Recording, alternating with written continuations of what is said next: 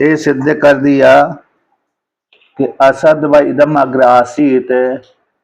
इस श्रुति में मात्र सत्य का निषेध नहीं किया गया, बल्कि कार्य जो जगत था, नाम रूप वाला जगत था, उस काल में नाम रूप से अभिव्यक्त नहीं था, इतना प्रतिषेध मात्र किया गया है।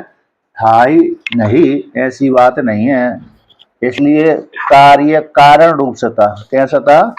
सृष्टि से पहले जो जगत है वह जगत रूप जो कार्य है कारण रूप से विद्यमान था। कारण रूप से विद्यमान कार्य रूप से विद्यमान नहीं था, लेकिन कारण रूप से विद्यमान था। नाम रूप जो कार्य है सृष्टि से पहले यानी अभिव्यक्त दशा में नहीं था, अनभिव्यक्त दशा में था, कारण रूप से विद्यमान था। इतना ही निषेध किया गया है कि नाम रूप ये जगत है, कार्य रूप से उस काल में अभिव्यक्त नहीं था, इतना ही प्रतिषेध किया गया। अभाव का निषेध, भाव था ही नहीं, उस काल में था ही नहीं, ऐसा निषेध नहीं किया गया। नहीं तो शून्य से जगत की उत्पत्ति मानना पड़ेगी। और प्रतिषेध का प्रतिषेध भी नहीं होता। यदि है ही नहीं तो उसका निषेध क्या किया जाएगा? यदि जगत है ही नहीं है तो उसका निषेध करने की आवश्यकता नहीं है। इसलिए वहां पर उस काल में जगत था, लेकिन कारण रूप से था, कार्य रूप से नहीं था। इतना ही अकेला कथन किया गया है। अब पुनः और कहते 970 नंबर पृष्ठ की दूसरी पंक्ति, ननु शब्दादिहीनम ब्रह्म जगतः कारणम। शब्दादि से हीन ब्रह्म जगत का कारण है। बारम ठीक है। ना तो शब्दादि मत कार्यम कारणात्मनः हीनम प्राग उत्पत्तिर इदानीम वास्ति ते न शक्यते वक्तुम प्राग उत्पत्तिर असत कार्यम इति। कहते शब्दादि वाला जो कार्य है वह कारण रूप से हीन था, उत्पत्ति से पहले, वर्तमान काल में है अथवा भविष्यत काल में रहेगा इत्यादि ऐसा कहने के लिए समर्थ नहीं है। अर्थात शब्दादि वाला जो वर्तमान काल में जगत दिख रहा है वह कारण रूप से रहित था। कारणात्मना हीनम प्राग उत्पत्ति, उत्पत्ति से पहले कारण रूप से रहित था। अथवा इदानीम है ऐसा कहने के लिए शक्य नहीं है, यानी कार्य असत है ऐसा कहने के लिए शक्य नहीं है। उत्पत्ति से पहले यदि होता ही नहीं, कारण रूप से कार्य होता ही नहीं, तो मृत्तिका से घट की उत्पत्ति नहीं होती, तंतु से पट की उत्पत्ति नहीं होती। जैसे दूसरा दृष्टांत है, जैसे आकाश में पुष्प होता ही नहीं है तो फिर आकाश से पुष्प उत्पन्न हुआ ऐसा नहीं कह सकते, क्योंकि आकाश में पुष्प है ही नहीं है। आकाश का कार्य पुष्प है ही नहीं है। इस प्रकार से तो इसलिए जहाँ पर कार्य रूप से, जहाँ पर कारण रूप से कार्य नहीं रहता है वहाँ पर फिर उस कारण से कार्य की उत्पत्ति नहीं होती। इसलिए बौद्ध जो अभाव से भाव की उत्पत्ति मानते हैं। स्वामी जी कोई उदाहरण देकर समझाइए। हैं? उदाहरण देके जैसे कहा ना, जैसे पूर्व पक्षी का कहना था कि उस काल में सृष्टि से पहले कार्य था ही नहीं, तो किससे उत्पन्न हो गया? फिर अभाव से भाव की उत्पत्ति हो गई। जैसे जैसे मान लो बंध्या का पुत्र, बंध्या का पुत्र है नहीं, लेकिन बंध्या का पुत्र ने युद्ध जीत लिया, तो अभाव से भाव की उत्पत्ति हुई ना। और बौद्ध मानते हैं कि जगत सृष्टि से पहले था ही नहीं, तो शून्य से जगत की उत्पत्ति हुई, तो अभाव से भाव की उत्पत्ति। मृग मरीचिका के जल से हिरण की प्यास बुझ गई, तो यद्यपि मृग मरीचिका में जल होता ही नहीं तो प्यास बुझती ही नहीं है, तो अभाव से भाव की उत्पत्ति मानने में ये दोष आ रहा है। इसीलिए तो मृगमरीचिका वाले जल से हिरण की जो प्यास है वो बुझ गई। ये कहने मात्र के लिए है, वास्तव में मृगमरीचिका के जल से हिरण की प्यास बुझती नहीं है। क्यों? क्योंकि मृगमरीचिका का जल होता ही नहीं है। और बंध्या का पुत्र से कभी भी युद्ध जीता नहीं जाता, क्योंकि यदि बंध्या का पुत्र होता तो बंध्य संज्ञा उसकी होती ही नहीं। आकाश का पुष्प यदि होता, आकाश का पुष्प होता तो दिखता, किंतु आकाश का पुष्प होता ही नहीं, तो उसकी सुगंध भी नहीं आती आकाश के पुष्प से। तो ये अभाव से भाव की कभी भी उत्पत्ति नहीं होती। इसलिए गीता में भी कह दिया न, उसमें कौन सी, ना सतो विद्यते भावो ना भावो विद्यते सता। अभाव से भाव की उत्पत्ति और भाव से अभाव की उत्पत्ति कभी भी नहीं होती।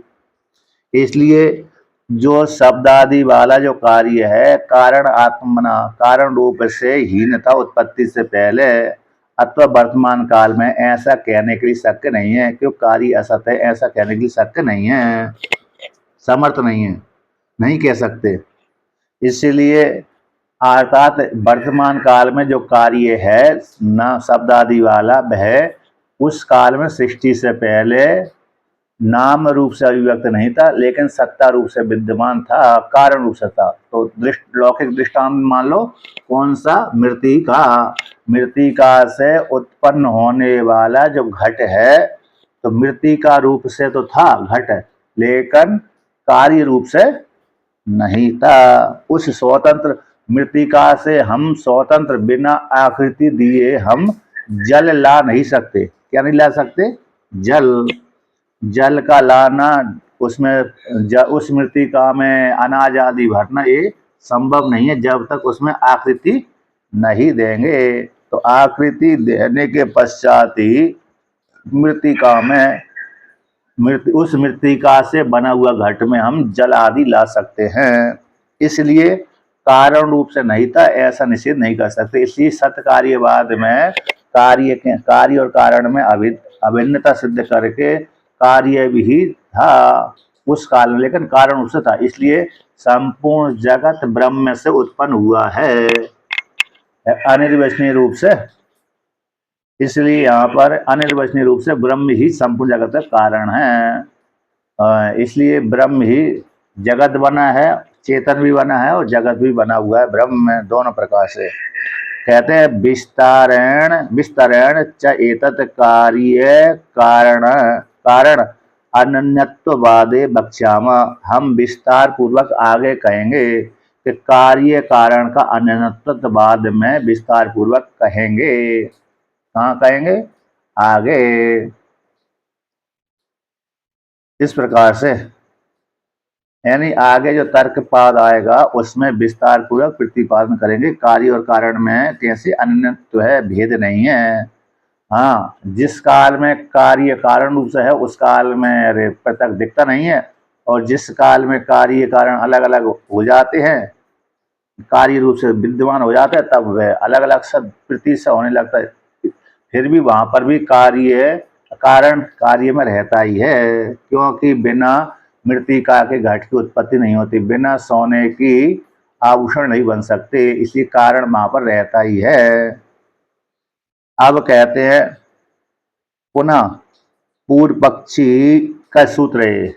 तो 8वां जो सूत्र का पाठ करते हैं पूर्व पक्षी के रूप में। अपीतहु तद्वत् प्रसंगात असमंजस्यम।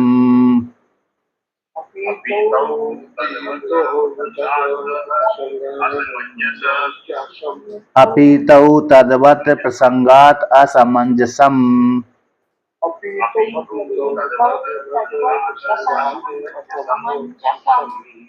यदि आप कार्य और कारण को अभेद मानेंगे, भेद नहीं मानेंगे, पूर्व पक्षी कहता है यदि कार्य और कारण में, कारण हो गए मृत्तिका और कार्य हो गया घट, उसी प्रकार से ब्रह्म हो गया कारण, जगत हो गया कार्य, तंतु हो गया कारण, पट हो गया कार्य। तो कार्य और कारण में अभिन्नता सिद्ध करेंगे तो महाप्रलय दशा में महाप्रलय दशा में जैसे घट फूट जाने पर मृत्तिका में लीन हो जाता है, उसी प्रकार से जगत महाप्रलय दशा में ब्रह्म में लीन हो जाता है। जैसे सुसुप्ति में जाने पर जागृत जो जगत है, स्वप्न जगत है, सुसुप्ति में जाकर के लीन हो जाता है, तो ये प्रलय दशा में संपूर्ण जगत अपने कारण में लीन हो जाता है। तो यदि आप कार्य और कारण को अभिन्न सिद्ध मानेंगे, अभिन्न मानेंगे, तो कार्य का कारण में लीन हो जाने पर, अपितु लय हो जाने पर, प्रलय हो जाने पर, कार्य का कारण में लीन हो जाने पर, तो जैसे तद्वत, तद्वत का अर्थ होगा कार्य के समान। जैसे कार्य में एक धर्म होता है, कैसे अशुद्धत्व, परिच्छिन्नत्व है, अशुद्धत्व हो गया, परिच्छिन्नत्व हो गया, और अन्य विकारत्व धर्म है, ये सारे धर्म है कारण में प्राप्त हो जाएंगे। क्यों होता समय की कार्य में हैं? कार्य में अशुद्ध क्यों होता है? विकार है ना, विकार, विकार हो गया है तो विकार आ जाने से सारे धर्म दोष आ जाते हैं। जैसे किसी के शरीर में कोई फोड़ा फुंसी आ गया, विकार उत्पन्न हो गया, तो विकार उत्पन्न होते ही फिर पूरे शरीर को नष्ट नहीं कर देता है। एक भी शरीर के किसी एक अंग में छोटी सी बीमारी आ गई, जैसे घड़ा बन गया तो उसमें अशुद्ध क्या हुआ?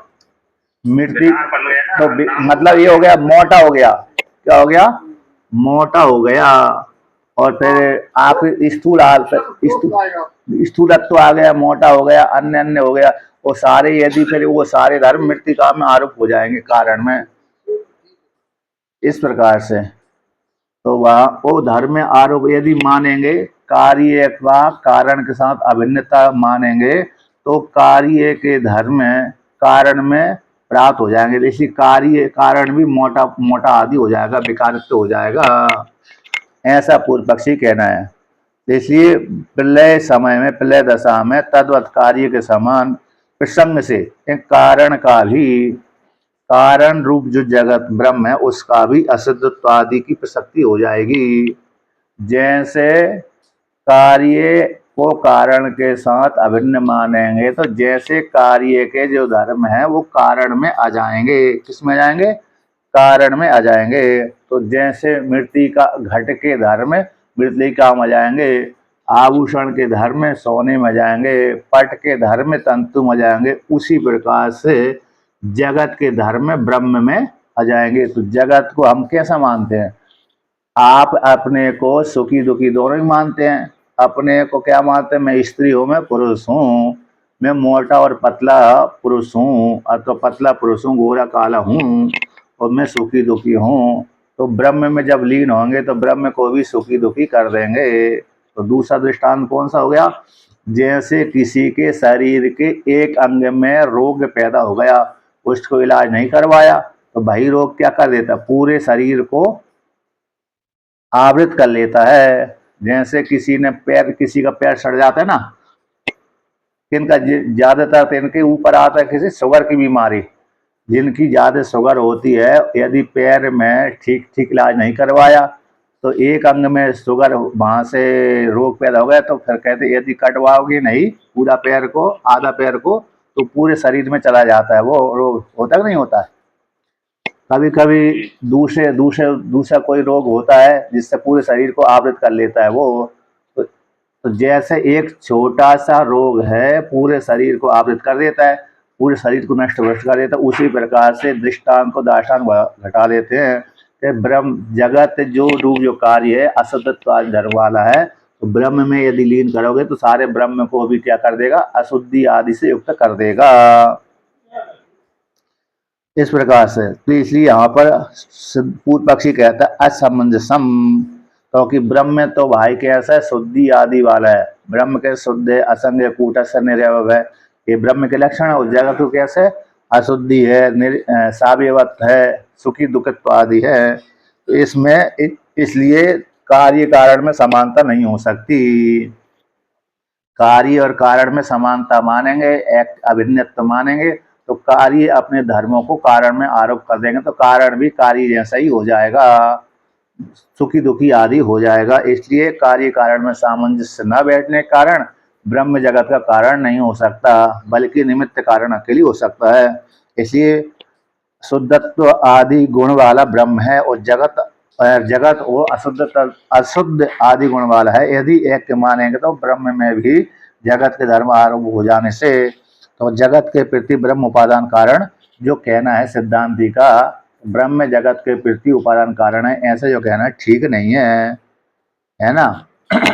अतः पूर्व पक्षी का कहना है ब्रह्म को जगत के प्रति उपादान कारण मत मानिए, बल्कि निमित्त कारण अकेला मान लीजिए। इसलिए उसमें कोई संशय नहीं है, कोई वो दोष नहीं है हमको ऐसा स्वीकार करने में। तो इसलिए निमित्त कारण जब मान लिया जाएगा और उपादान कारण नहीं मानेगा तो फिर सांख्य दर्शन पुष्ट हो जाएगा। सांख्य दर्शन तो यही मानता है कि भाई उपादान कारण प्रकृति को मान लिया जाए और निमित्त कारण भाई पुरुष को मान लिया जाए, चेतन को मान लिया जाए। जैसे प्रकृति में हलचल कब पैदा होती है, पुरुष के सन्निधि से, पुरुष रूप चेतन के सन्निधि से प्रकृति में हलचल पैदा हो जाती है। तो लौकिक दृष्टांत है कि चुंबक को लोहा रखा हुआ है, तो लोहा रखा है तो चुंबक रखा हुआ है, कोई एक नजदीक में आ जाने से लोहा रखा हुआ है उसके पास में चुंबक ले आई है, तो चुंबक के लाने से लोहा में हलचल पैदा हो जाती है।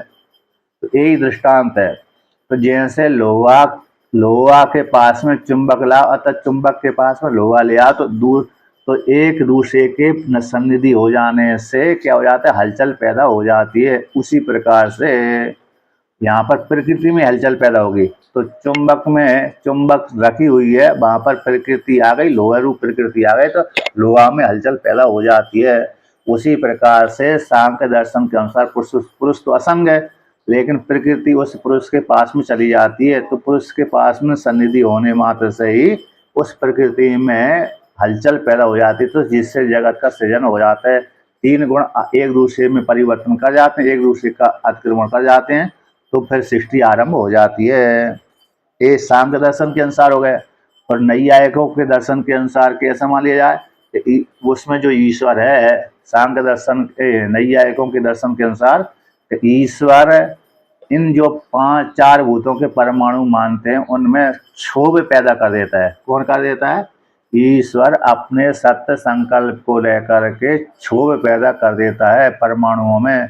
तो जैसे ही परमाणु में क्षोभ पैदा किया उसी काल में परमाणु एक दूसरे में मिलने लगते हैं, मोटे द्रुणुक त्रिणुक बढ़ने लगते हैं। तो द्रुणुक त्रिणुक चतुश्रेणु परमाणु यानी सूक्ष्म, और 2 परमाणु मिलकर के द्रुणुक बने, 2 परमाणु जुड़ करके द्रुणुक संज्ञा उनकी हो जाती है। अब 1 द्रुणुक, 2 द्रुणुक, 3 द्रुणुक, ये 3 भाग, 3 द्रुणुक, 2 मिलकर के 1 हो गया, और ये 2 को मिलकर 1, 2 को मिलकर 1 और 2 को मिलकर 1, ऐसे 2 के 3 भाग करने पर, तीनों को जोड़ने पर त्रिश्रेणु बन जाते हैं। और त्रिश्रेणु जो होते हैं सूक्ष्म कण, वही हमारी चक्षु इंद्रिय का विषय बन जाते हैं। जैसे हम कमरे के भीतर हैं और बाहर से सूर्य भगवान का एक झरोखे के माध्यम से प्रकाश आता है, उसमें छोटे छोटे परमाणु हमको उड़ते हुए से दिखते हैं। भाई जब आकर आपस में और मिलते रहते हैं तो पूरी पृथ्वी बन जाती है, ऐसा नैयायिक मानते हैं।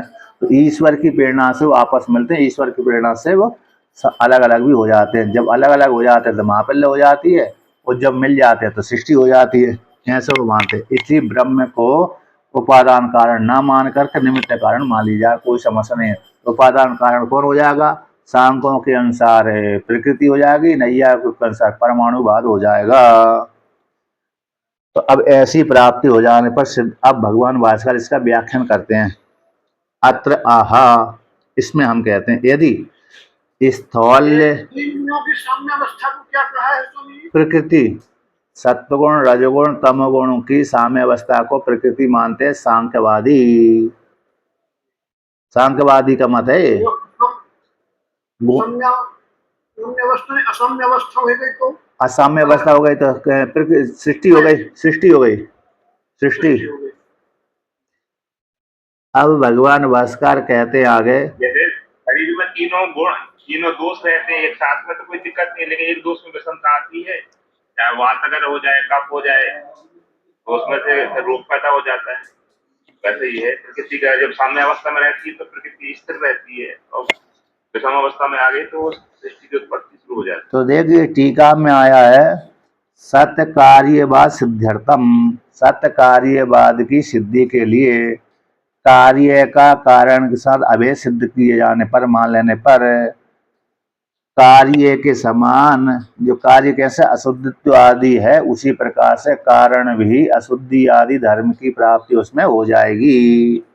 यदि सत्य कार्यवाद को सिद्ध करने के लिए कार्य को कारण के साथ अभेद मानेंगे तो जो कार्य में जो गुण हैं, गुण दोष हैं, वह गुण दोष कारण में भी प्राप्त हो जाएंगे। ऐसी जो शंका सूत्र, उस शंका सूत्र को व्याख्यान करते हैं। एक कौन सा सूत्र है? 8वां जो सूत्र है शंका सूत्र है, पूर्व पक्षी को 12 सूत्र है। तो क्योंकि सिद्धांति तो कार्य कारण को अभिन्न मानता है, इसलिए कार्य कारण का भेद नहीं है, उपाधि को लेकर भेद है, उपाधि सहित भेद नहीं है। इसलिए यहाँ पर महाप्रलय में संपूर्ण जगत ब्रह्म में ही लीन होता है, तो सत्कार्यवाद हो गया तो ब्रह्म में लीन हो गया, तो फिर भाई ब्रह्म में जो जगत सुखी जैसा है वही ब्रह्म भी उसी प्रकार से हो जाएगा। ऐसा सत्कार्यवाद में प्राप्त हो रहा है। उस शंका को समाधान करने के लिए ये सूत्र आया है। परिभाषा सरल रूप में बताइए। सत्कार्यवाद है कि सृष्टि से पहले जगत था, निषेध नहीं कर सकते। आप कहा जन्म में होने से पहले आप किसी न किसी लोक में जरूर थे, ऐसा नहीं कि पहली बार ही जन्म हुआ है आपका, ऐसी बात नहीं है। आपका जन्म होने से पहले किसी न किसी लोक में आप थे, नहीं थे ऐसी बात नहीं है। यदि होते ही नहीं तो आपका जन्म होता ही नहीं। तो आपका जन्म हुआ है, इससे सिद्ध हो रहा है कि आप किसी न किसी लोक में थे, चाहे किसी भी योनि में होंगे, है ना। इसी को बोलते हैं सत्कार्यवाद। अर्थात जो जगत रूप कार्य देख रहा है वह कारण में था, निषेध नहीं कर सकते। जैसे आकाश के पुष्प का आप निषेध कर देते नहीं कर देते थे, मृगमरिचिका के जल में निषेध कर देते हैं, ऐसे जगत का निषेध नहीं कर सकते। कारण रूप से था, कार्य रूप से नहीं था, इतना अकेला कह सकते हैं। इसी को बोलते हैं सत्कार्यवाद, अभिन्नता को लेकर के। अब देखो, यदि स्थौल्य यानी स्थूल के भाव को स्थौल बोलते हैं, स्थौल सावयवत्व, अचेतनत्व, परिच्छिन्नत्व, अशुद्धत्व आदि धर्मकम कार्यम ब्रह्म कारणकम अभ्युपगम्येता तद अपीतौ प्रलये प्रतिसंसृज्यमानं कार्यम कारण अविभागम आपद्यमानं कारणम आत्मीयेन धर्मेण दूषेत इति अपीतौ कारणस्य अपि ब्रह्मणः कार्यस्य इव अशुद्ध्यादि रूपतः प्रसंगात सर्वज्ञं ब्रह्म जगत कारणम इति असमंजसम इदम औपनिषदम दर्शनम। तो यहाँ पर कहते हैं यदि जो कार्य कैसा स्थूल भाव को है, स्थौल्य में स्थूल भाव वाला है, कार्य सावयत्व वाला है, अचेतन धर्म वाला है, परिच्छिन्न धर्म वाला है, अशुद्धि आदि धर्म वाला जो कार्य है, ऐसे उस कार्य को कारण ब्रह्म कारण को स्वीकार करेंगे, ब्रह्म कारण के साथ अभिन्नता स्वीकार करेंगे, तो उस कार्य को महाप्रलय दशा में ब्रह्म में लीन मानेंगे। तो प्रति संज्ञमानम कार्यम, प्रत्येक संसज्यमानम जो कार्यम है कारण के साथ अविभाग आपद्यमानम, यानी कार्य और कारण में विभाग नहीं मानेंगे। जो भी कार्य है ब्रह्म से, क्योंकि अशुद्धि आदि वाला कार्य को ब्रह्म रूप कारण के साथ अभिन्नता स्वीकार करेंगे। तो स्वीकार किया जाए तो फिर जब प्रलय महाप्रलय दशा में वो जो कार्य था कारण में लीन हो गया। क्या हो गया? जो कार्य है कारण में जब लीन हो गया तो प्रतिसज्जमानम कार्यम, जब अगली सृष्टि होगी तो सज्जमान जो कार्य है कारण के साथ विभाग को प्राप्त न होने कारण, क्योंकि लय कर दिया कार्य को, कारण में जब लय कर दिया तो फिर पुनः फिर कारण से पुनः कार्य की उत्पत्ति होती है। जैसे मृत्तिका से बना हुआ घट था, मृतिका से बना हुआ घट था, उस घट को पुनः फोड़ दिया तो मृतिका में जाकर के लीन हो गया घट। उसी प्रकार से पहले जगत बना हुआ था, फिर जगत को महाप्रलय कर दिया तो कारण में जाकर लीन हो गया। तो ब्रह्म तो कारण में जाकर लीन हो गया, तो ब्रह्म और जगत एक ही हो गए। जैसे मृतिका और घट एक ही हो गए, घट को फोड़ देने पर मृतिका रूपी घट हो जाता है। अब कहते हैं जब आगे जब घट बनाया जाएगा कुम्हार के द्वारा तो प्रतिसज्यमानम कार्यम, तो आगे जब घट का निर्माण करेंगे उसी प्रकार से ब्रह्म के द्वारा जगत का निर्माण जब होगा तो वह जो घट था कारण के साथ विभाग को प्राप्त नहीं होगा। मृतिका रूप कारण के साथ विभाग को प्राप्त न होने पर, क्योंकि वो घट तो कारण के साथ एकीभूत हो गया था, तो कारण आत्मीय धर्म के द्वारा कारण को भी आत्मीय धर्म के द्वारा दूषित, तो कारण को भी जब विभाग को प्राप्त नहीं होगा, कारण कार्य और कारण में विभाग नहीं होगा, तो वह कारण को भी कौन कार्य अपने धर्मों से दूषित कर देगा। उसी हरिओम। हाँ हरिओम। हरिओम महाराज। जी जी जी। अरे ये कह रहे हैं जब प्रलय जब हो जाती है और कार्य जो कारणों में लीन हो जाता है, यानी विश्व जो है ब्रह्म में लीन हो जाता है। हाँ, और अविद्या भी ब्रह्म में लीन हो जाती है। अविद्या के द्वारा सृष्ट जगत है तो उसी में लीन हो जाती है, कल्पित रूप से है, अनिवचनीय अविद्या मानते वेदांत में। अच्छा, फिर तो ये आपका चिदाभास कहाँ जाता है? चिदाभास कहाँ जाता है? वो तो चिदाभास जीवात्मा में जो है कारण रूप ईश्वर में लीन हो जाता है और ईश्वर ब्रह्म में लीन हो जाता है। यदि जिस जीव को मुक्ति मोक्ष नहीं प्राप्त हुआ तो कारण रूप ईश्वर में लीन हो जाता है जीव, तो कारण रूप ईश्वर में लीन होकर वो ईश्वर ब्रह्म में लीन हो जाता है। तो उसके बाद तो जिससे चिदाभास का अस्तित्व नहीं रहना चाहिए अगली सृष्टि में। अस्तित्व स्वतंत्र का कारण रूप से अवस्थित हो गया ना, कारण नहीं हुआ तो अगली सृष्टि नहीं हो सकती है। हाँ, तो कारण रूप से लीन हो गया ना ईश्वर में। ईश्वर में वो माया शक्ति विद्यमान रहती है, अविद्या रूप जो माया शक्ति है ईश्वर में लीन रहती है। ईश्वर पुनः जब सृष्टि करता है तो वो यार पुनः उन्हीं को अविद्या रूप कारण से युक्त रहते हैं जीवात्मा, तो पुनः सृजन कर देता और लिंग शरीर पुनः पृथक सिद्ध कर दे देता है। जीवात्मा की उस काल में संज्ञा समाप्त नहीं होती, लेकिन सृष्टि नहीं होती, लिंग शरीर नहीं रहता, इसलिए उसमें समझ में नहीं आता। या सुसुप्ति अवस्था में हम जाते हैं तो सुसुप्ति अवस्था में हम कारण रूपी ईश्वर के साथ एकीभूत हो जाते हैं। जागृत अवस्था में स्वप्न अवस्था में हम पृथक पृथक सिद्ध होते हैं, तो हमको भान मालूम होता है कि मैं अलग हूँ ईश्वर अलग है, ये भान हो जाता है।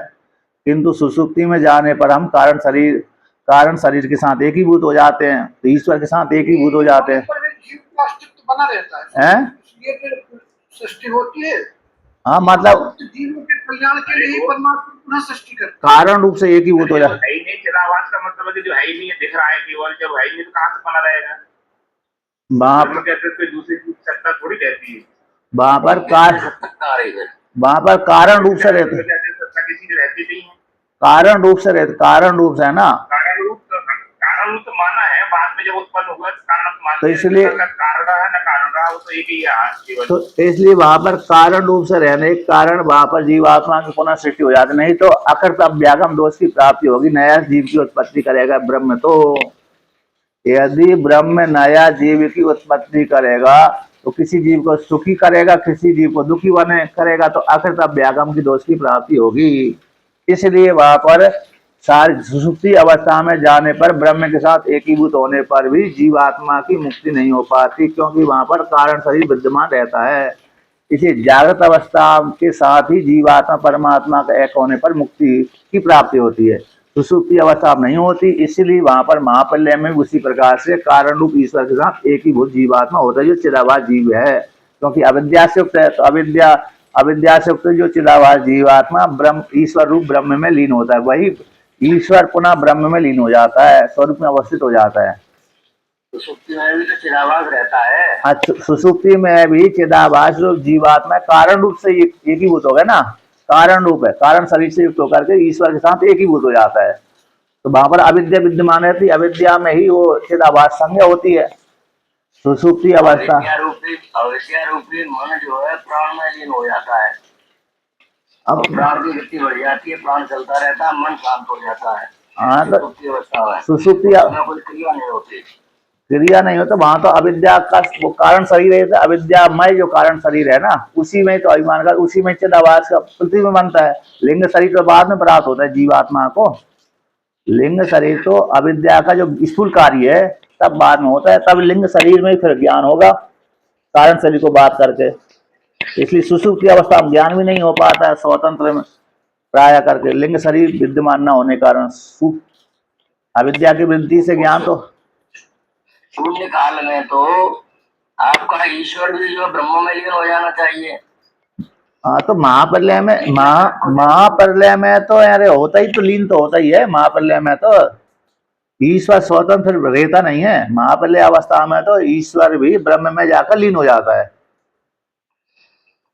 फिर चेतन ही जो माया उपाधि से ईश्वर का रूप धारण करता है काल्पनिक रूप से, माया के द्वारा चेतन ही जो है अविद्या उपाधि से अविद्या विश्चित चेतन ही जो है जो आपका जो है ईश्वर कहलाता है, और अविद्या उपाधि चेतन ही आपका जीव कहलाता है। दोनों की उपाधियों के कारण ही जीव और ईश्वर है। अगर उपाधि का बात कर दिया जाए तो न तो जीव रहेगा और न ईश्वर रहेगा, दोनों शुद्ध चेतन रह जाएंगे। हाँ, तो बाद है तो तत्वमसि महावाक्य में बात ही तो करते हैं, तत्वमसि के बाद ही होता है। हाँ, तो वहां पर बात करने पर जिस जीवात्मा ने बात किया है उसके लिए अरे फिर जगत नहीं रहता है, जिस जीवात्मा ने बात नहीं कर पाया उसके लिए जगत बना रहता है। और ब्रह्म तो ईश्वर तो अपने को ब्रह्म मानता ही है, वो तो सृजन करने वाला है, उसके लिए कोई सुख दुख ही नहीं है, उसको तो स्वभाव है उसका। तो भाई जीवों को फल भुगाने के लिए ईश्वर संज्ञा ब्रह्म की होती है, उसके लिए तो पुण्य पाप बिल्कुल दोनों ही नहीं है, जीव के लिए अकेले पुण्य पाप है। हाँ सही है जी। यहाँ एक देखो कि सृष्टि का यानी सृष्टि का कारण ब्रह्म है या ईश्वर है? ब्रह्म से ही जगत की उत्पत्ति होती है, बिना ब्रह्म के ईश्वर कहाँ से आएगा?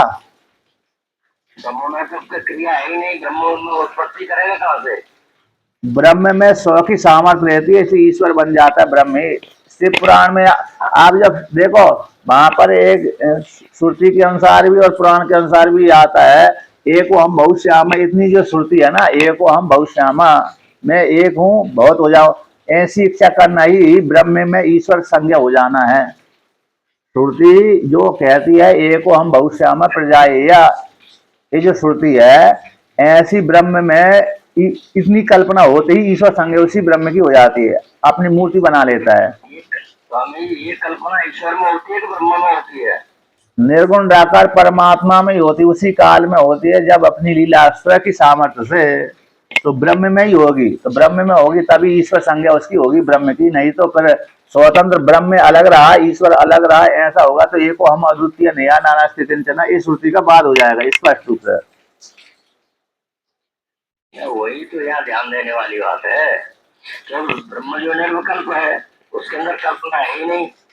कल्पना न होने पर भी अपनी लीला सामर्थ्य से होता है, स्वभाव है।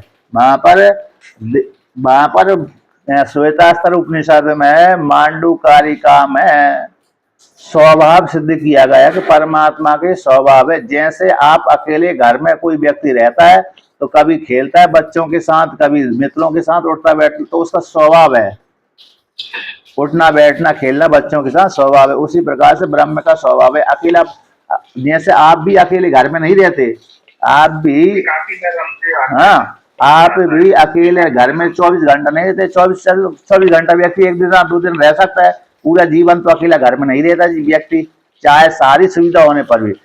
किसी भी व्यक्ति को करोड़ों अरबों खरबों संपत्ति पूरी दे दो फिर भी वो अकेला नहीं रहता घर में, वो कहता नहीं मैं दूसरे के साथ। तो यहाँ पर तो सामान्य व्यक्ति की कामना हो जाती है, तो वहां पर उसकी परमात्मा का स्वभाव है। श्वेतास्त्र उपनिषद का एक वाक्य है, देवस्य ऐसा महिमा, इस श्वेतास्त्र उपनिषद का वाक्य देवस्य ऐसा महिमा, उसी को मांडू को उपनिषद की कारिका में ये सिद्ध किया है, देवस्य ऐसा स्वभाव। वहां पर स्वभाव शब्द कर दिया, वहां पर महिमा शब्द का प्रयोग कर दिया। श्रुति का उन्होंने सीधा सीधा व्याख्यान दो भागों में कर दिया, महिमा के स्थान पर स्वभाव शब्द का प्रयोग कर दिया। और फिर बृहदारण्यक उपनिषद में आता है आत्म कामस्य कैस्प्रिया आत्मानं चेत विजानीयात् अयम अस्मिति पुरुषः किमिच्छन् कस्य कामः शरीरम अनुसंजरेत। इस श्रुति के द्वारा और आत्म कामस्य कैस्प्रिया इस श्रुति के माध्यम से सिद्ध कर दिया। इसलिए वहां पर परमात्मा का स्वभाव अथवा महिमा शब्द के व्याख्यान के माध्यम से ब्रह्म में ही इच्छा होती है। नहीं तो ब्रह्म को अलग मानेंगे, ईश्वर को अलग मानेंगे तो फिर एको हम अद्वितीय है इस श्रुति का बाद हो जाएगा स्पष्ट रूप से। इसी माया हो जाएगा। हाँ, इसलिए माया को भी स्वतंत्र नहीं मानते ना वेदांत में। यदि वेदांत में माया को स्वतंत्र मानेंगे तो सांख्यवाद सिद्ध हो जाएगा, क्योंकि सांख्यवाद का खंडन इसीलिए था, पुरुष को तो वो असंग मानते ही है। कभी अभेद नहीं हो सकती हैं? कभी शक्तिमान से अभेद नहीं हो सकती, यानी स्वतंत्र नहीं हो सकती। अभेद तो है ही है, भेद भिन्न अलग नहीं हो सकता। एक ही कहलाते हैं, शक्ति शक्तिमान और अभेद है। मतलब एक ही उसकी परमात्मा की जैसे अग्नि है ना, अग्नि की जो धाक नामक शक्ति है वो अग्नि से पृथक सिद्ध नहीं कर सकते, पृथक नहीं, अलग नहीं कर सकते। यदि भी उसमें लेकिन शक्ति तो खंडन भी नहीं कर सकते उसमें। माया कभी पृथक नहीं होती, इसी में रहती है।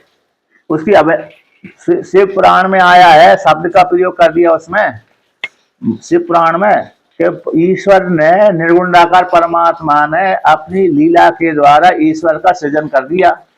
ईश्वर का सृजन करते ही उसकी सदा से तो ईश्वर संज्ञा हो गई, उसी काल में ब्रह्म अंतर्भूत हो गया, अंतर्धान हो गया।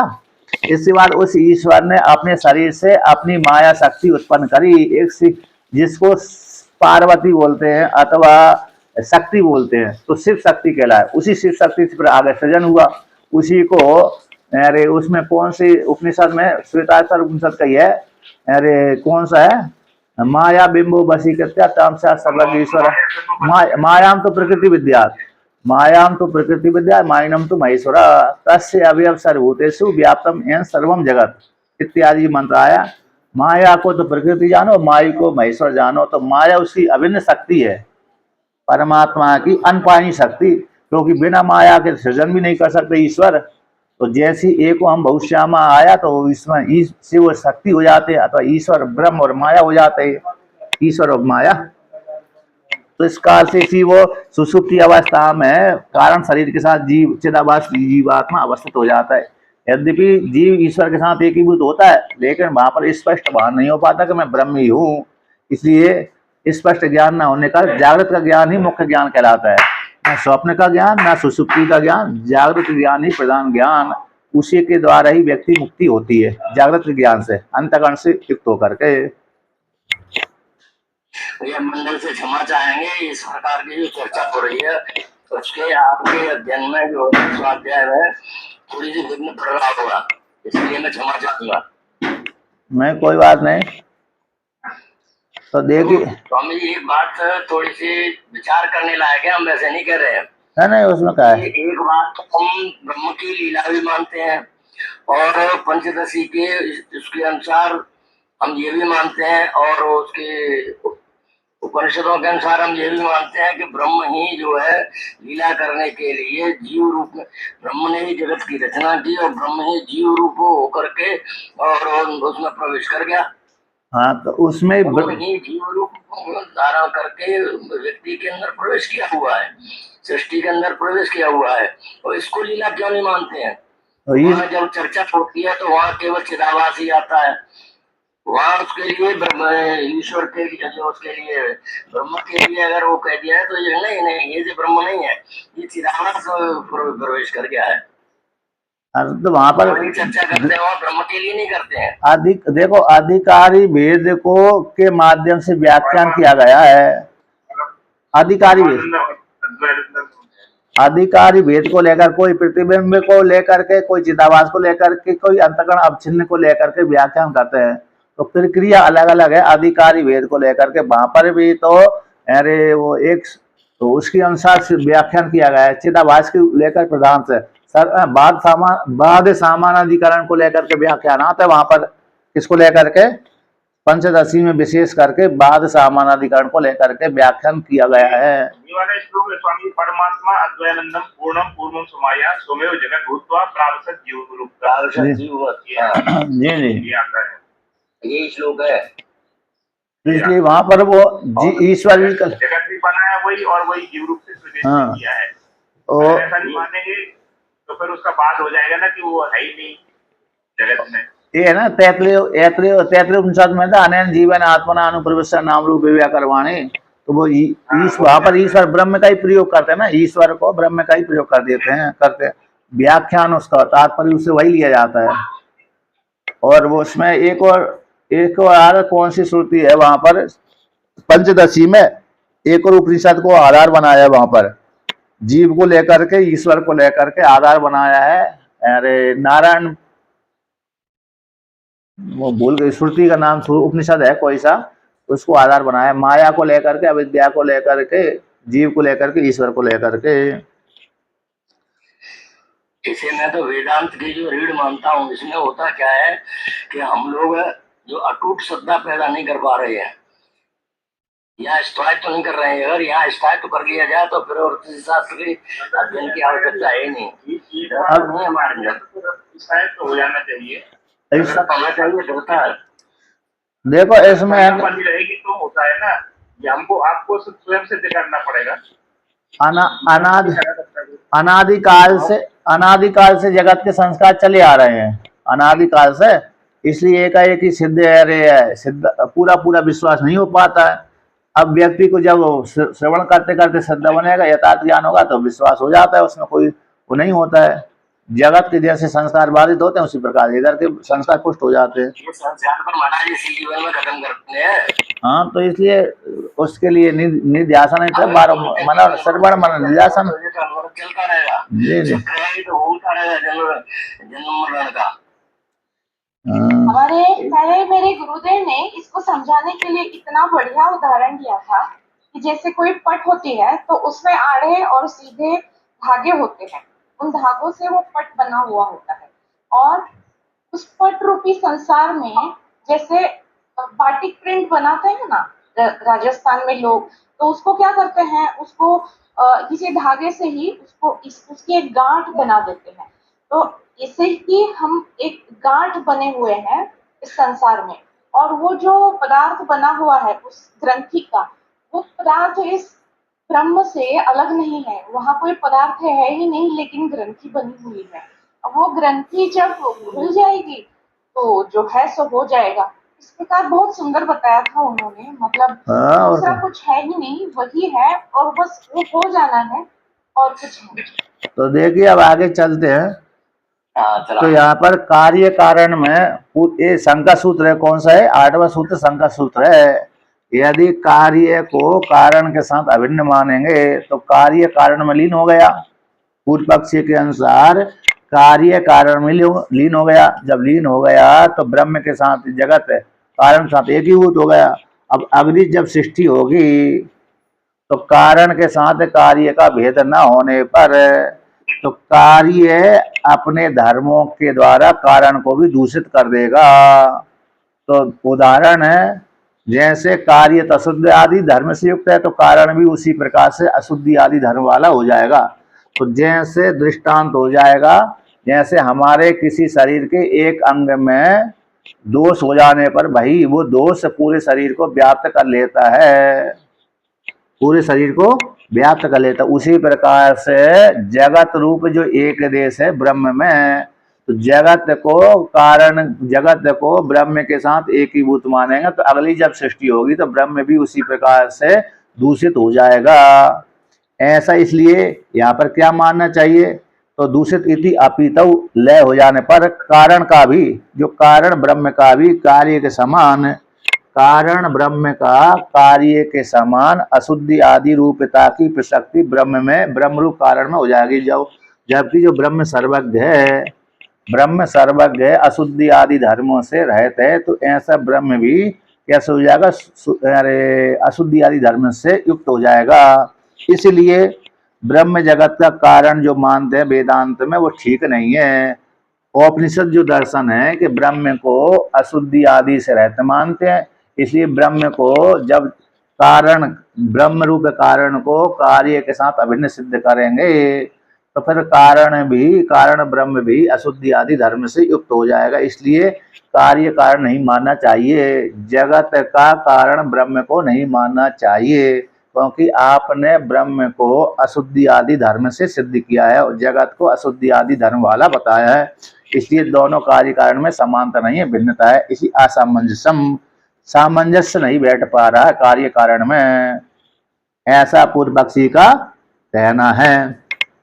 अपिचा और भी कहते हैं, जैसे यहाँ पर दृष्टांत दिया टीका में कि कार्य कारण के साथ अभिन्नता हो जाने पर भेद नहीं कर पाएंगे, तो दृष्टांत है जैसे जले लिए मानम लवण द्रव्यम जलम दूषयति तद्वत। जैसे हमने जल में लवण का ढेला फेंक दिया, डाल दिया, नमक का ढेला, जल के भीतर जल शुद्ध है, मीठा है, लेकिन हमने उसमें क्या डाल दिया, नमक का ढेला डाल दिया। और जब नमक का ढेला डाल देते हैं तो क्या हो जाएगा, वो जल को, पूरे जल को खारा बना देता है नमक, पूरे जल को। अब हम प्रत्यक्ष सिद्ध नहीं कर सकते, जल को क्या नहीं कर सकते, प्रत्यक्ष सिद्ध नहीं कर सकते, पूरा जल ही खारा हो जाता है। इस प्रकार से तो एक देश लिया, दृष्टांत एक देश लिया जाता है, भले ही समुद्र के जल को लेकर के हम नमक बना लेते और मीठा मीठा अलग कर देते हैं, खारा खारा अलग कर देते हैं, तो ये प्रक्रिया है। तो उसी, लेकिन दृष्टांत एक देश का लिया गया है। तो जैसे जल में नमक का ढेला कर देने पर, एक ढेला डाल देने पर, तो संपूर्ण जल को क्या कर देता है, वह खारा बना देता है। उसी प्रकार से जगत ब्रह्म में एक देश में है, एक देश जगत को ब्रह्म में जब प्रक्षेप कर देंगे, लीन कर देंगे, पूरे ब्रह्म को ही दूषित बना देगा। जैसे नमक का ढेला पूरे जल को दूषित कर देता है, उसी प्रकार से संपूर्ण जगत भी ब्रह्म को दूषित बना देगा। इसलिए कार्य कारण नहीं मानना चाहिए। ब्रह्म को जगत का निमित्त कारण तो मान लो, लेकिन उपादान कारण मत मानो। उपादान कारण किसको मानो, प्रकृति परमाणु को मान लो। इसलिए जो औपनिषद दर्शन है वो असमंजस हो जाएगा, क्योंकि ब्रह्म को तो शुद्धि आदि से युक्त बताया है, असंग बताया है। इस प्रकार से अपिचा और भी कहते हैं, अपिचा समस्तस्य विभागस्य अविभाग प्राप्ते पुनरुत्पत्तु नियम कारण अभवात भोक्तृ भोग्य आदि विभागेन उत्पत्ति न प्राप्नोति इति असमंजसम। तो दूसरी असमंजस है, कहते हैं अपिचा समस्त विभाग का, समस्त जगत का जो विभाग है, ये घट है, ये पट है, देवदत्त है, यज्ञदत्त है, ये रूप है, ये गुण है, ये गरीब है, ये अमीर है, ये गोरा है, काला है, इत्यादि। अब जब कार्य कारण को अभिन्न सिद्ध कर देंगे तो अविभाग की प्राप्ति हो जाने पर, भेद की प्राप्ति न होने से, उत्पत्ति पुनः उत्पत्ति किए जाने पर, तो पुनः उत्पत्ति में कोई नियम कारण न होने से कोई, क्योंकि पहले तो जगत भेद को प्राप्त था, अलग अलग सारे जीवों में अलग अलग भिन्नता प्राप्त होने के कारण अब उसको अभिन्नता, एक ही भूतकार्य कारण को एक कर दिया, सब विभाग की प्राप्ति न होने पर, संपूर्ण जगत को ब्रह्म लीन करने पर विभाग की प्राप्ति नहीं हुई। जैसे नमक का ढेला को जल में डाल देने पर पूरा जल ही खारा हो गया, तो विभाग की प्राप्ति न होने पर पुनः उत्पत्ति किए जाने में, तो पुनः उत्पत्ति किए जाने में कोई नियम कारण का अभाव हो जाने से, क्योंकि जब ब्रह्म असंग है, अब ब्रह्म के शुद्ध आदि है, तो जगत अशुद्ध आदि वाला जगत ब्रह्म के साथ एक ही भूत हो जाने से सारा जगत ही कैसा शुद्ध आदि वाला हो जाएगा, यानी कैसा असंग हो जाएगा और शुद्धि आदि से युक्त हो जाएगा।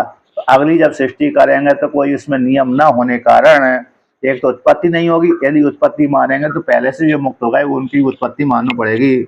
तो जो भोक्तृ भोग आदि विभाग के द्वारा उत्पत्ति जो होती है वो उत्पत्ति की प्राप्ति नहीं होगी, इसलिए असमंजस है दूसरा।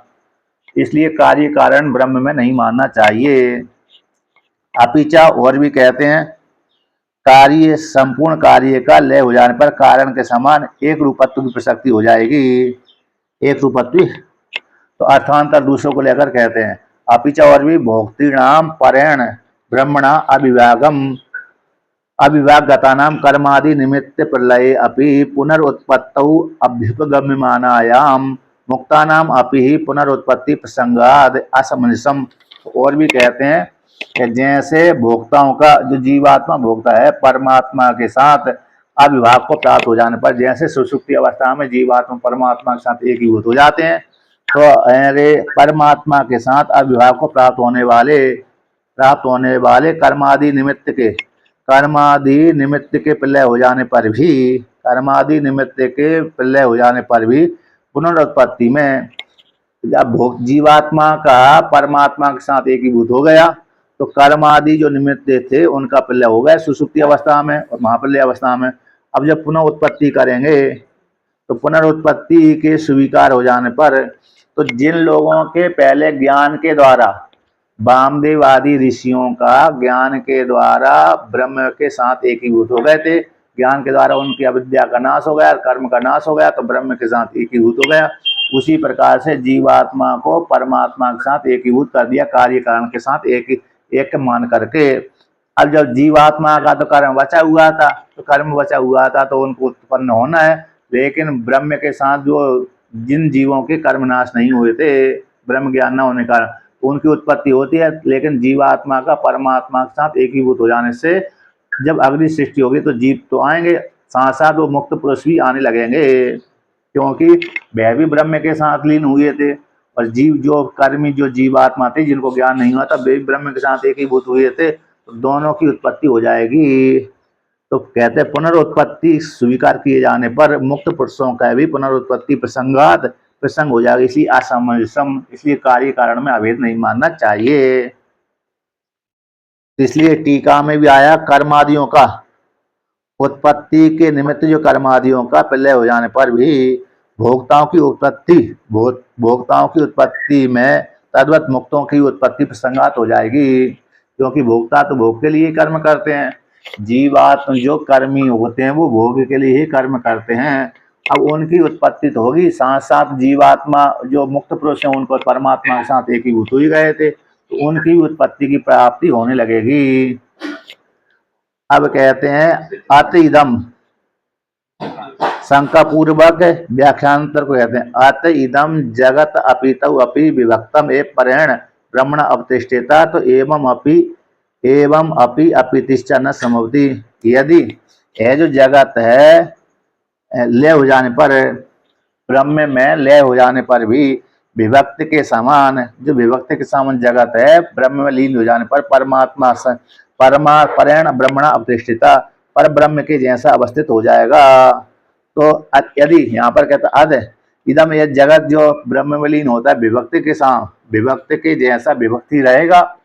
यदि है जगत को महाप्रलय होने पर, प्रलय मानने पर, जगत का महाप्रलय मानने पर भी परमात्मा के साथ विभक्ति यदि स्वीकार करेंगे, परमात्मा के साथ विभक्ति भेद रूप से स्वीकार करेंगे तो एवं अपि अपितिश्च न संभवति। यदि जगत को जो महाप्रलय में महाप्रलय यानी जगत का प्रलय स्वीकार करने पर भी अपितौ अपि का तो प्रलय स्वीकार करने पर भी परमात्मा के साथ यदि विभक्त बना रहा, परमात्मा के साथ जगत को विभक्त बनाया तो अपितिश्च न संभवति, उसका महाप्रलय भी नहीं होगा, लय भी नहीं होगा। तो कारण अव्यतिरिक्तम च कार्यम न संभवति, कारण से भिन्न, कहते कारण अव्यतिरिक्त च कार्यम न संभवति इति असमंजसम। तो कारण से व्यतिरिक्त भिन्न और न भिन्न इति अभिन्न, तो कारण से अभिन्न कार्य भी संभव नहीं हो सकता। तो दूसरी और आज समझ है, यदि जगत जो महाप्रलय होने वाले जगत को परमात्मा के साथ विभक्त के समान यदि बना रहा तो फिर उसका लय भी नहीं होगा, क्योंकि कारण से अभिन्न कार्य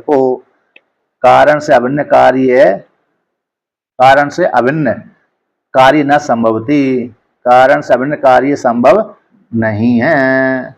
यदि उसको प्रलय नहीं मानेंगे तो कारण से अभिन्न कार्य को प्रलय नहीं मानेंगे तो फिर अभिन्नता भी उसकी सिद्ध नहीं होगी। इस प्रकार से यानी कारण से अभिन्न कार्य का संभव नहीं होगा, तो इसलिए कब नहीं होगा? जब उसको ले नहीं मानेंगे तो। कारण में ले नहीं मानेंगे तो कारण के साथ कार्य की अभिन्नता भी सिद्ध नहीं होगी। इसी और भी उपनिषद दर्शन जो ऐसा अयुक्त हो जाएगा, जीवात्मा परमात्मा का एक फिर होगा भी नहीं। इसलिए कहीं असामंजस्य इसी कार्य कारण में यहाँ पर जगत को ब्रह्म का कारण नहीं मानना चाहिए, निमित्त उपादान कारण नहीं मानना चाहिए, निमित्त कारण अकेला मान लेना चाहिए, ऐसा पूर्व पक्षी का कहना है। यानी यहाँ पर टीका में 972 नंबर पृष्ठ की दूसरी पंक्ति, यदि लय काल में भी कार्य कारण से विभक्त है तरी तब तो स्थिति काल के समान, जैसे स्थिति काल में भेद पूर्वक होता है उसी प्रकार से लय का भाव न हो। महापल्य में लय के अभाव की प्रसक्ति हो जाने से तो कार्य के साथ द्वैत आपत्ति बने रहने से, कार्य का कारण के साथ द्वैत की आपत्ति बनी रहने के कारण असमंजसम, ये दर्शन उपनिषद दर्शन असमंजस है। इसलिए कार्य का कारण साथ अभिन्नता न होने पर लय भी नहीं होगा। तो बिना लय के फिर जीवात्मा परमात्मा का एक भी संभव नहीं है। इसलिए तो यहाँ पर जो जगत है ब्रह्म से उत्पन्न हुआ है ये कहना ठीक नहीं है, बल्कि निमित्त कारण है। इसलिए तो कारण कौन होगा? प्रकृति आदि कारण मान लिया जाए और ब्रह्म को निमित्त कारण मान लिया जाए। इस प्रकार से असमंजस की पूर्व पक्षी ने आशंका करी, फिर 90 सूत्र के द्वारा उसका समाधान है। अब आगे का फिर सूत्र और व्याख्यान कल चलेंगे, आगे का पाठ। 9वां सूत्र से शुरू होगा। जी जी।